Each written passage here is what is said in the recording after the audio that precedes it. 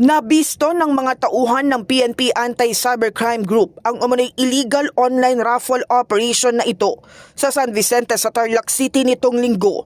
Sa video, makikitang nasa kalagitnaan pa ng raffle draw gamit ang tambyolo ang mga sospek ng pasukin ng mga operatiba.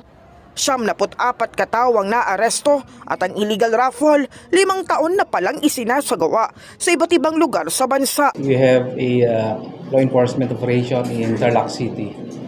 This is all about the illegal online gambling, no? Through raffle.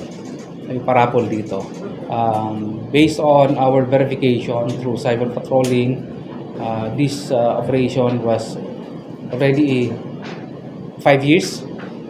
And every month, meron na silang paraffle talaga in different places. Batay sa investigasyon, walang kahit anong permit o accreditation mula sa SEC, DTI, PAGCOR o BIR ang operasyon. Wala ring napatunayang lehitimong nanalo sa mga papremyong gaya ng sasakyan, business package o lote. So bakit natin hinuli ito?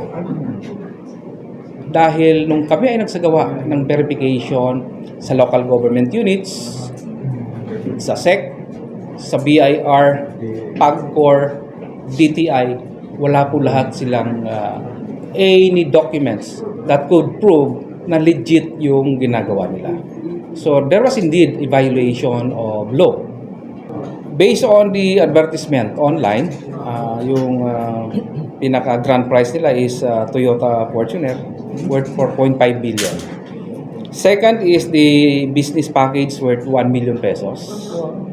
And then third is 150 square meter lot worth 1 million also.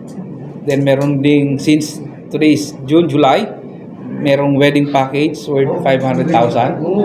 May ilang nanalo ng grocery packs, ngunit ayon sa ilang bettors, kaduda-duda ang proseso dahil pangalan lang umano ang binabanggit at hindi ticket number. As alleged, wala talagang legitimate winners na na-identify tayo.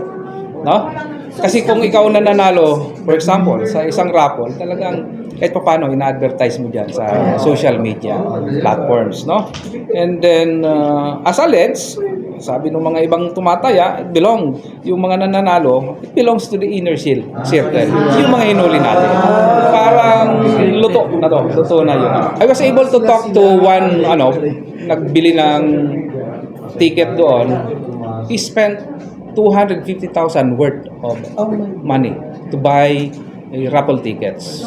He's from Baguio, dumayo doon sa Tarlac just for that raffle. Noong Lunes, naisampa ng kasong paglabag sa Presidential Decree 1602 in relation to Republic Act 10175 o Cybercrime Prevention Act laban sa mga sospek.